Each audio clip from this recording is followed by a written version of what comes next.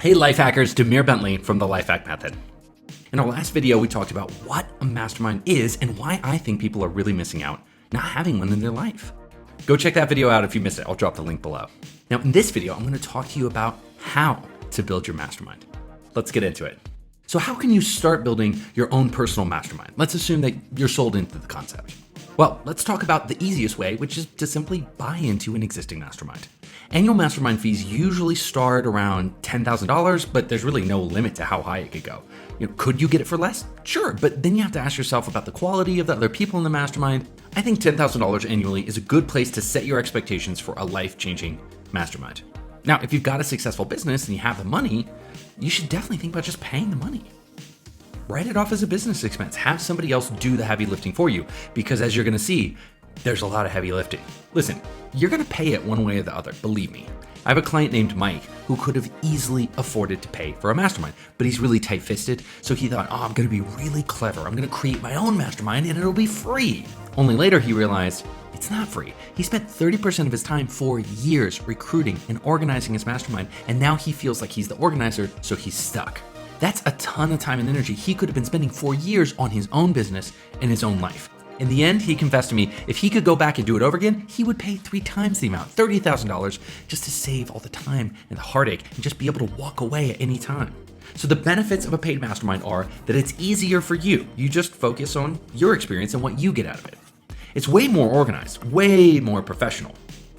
And everyone's paid in, so there's a higher level of commitment, and that attracts higher caliber people. And of course, you can walk away at any time, no long-term commitment.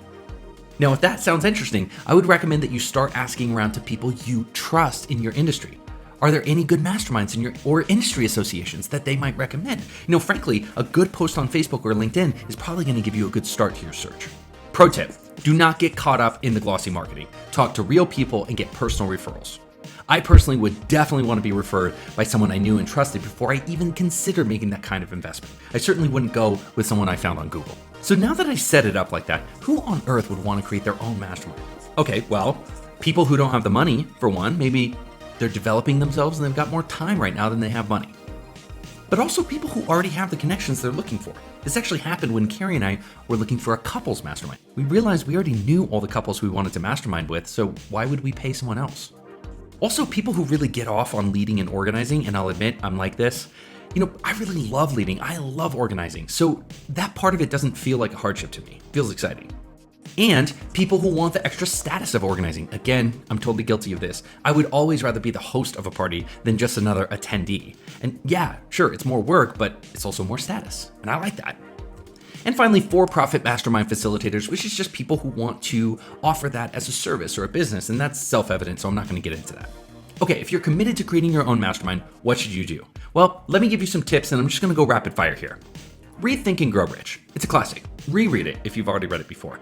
He makes a really simple and concise pitch. Also, before you go ahead and do all the work, I think you should create a one-page pitch sheet and just send it around and just see if there's interest. Also, overcommit the group. Always. There's always going to be dropouts, so you're going to want to have a couple of people on the waiting list.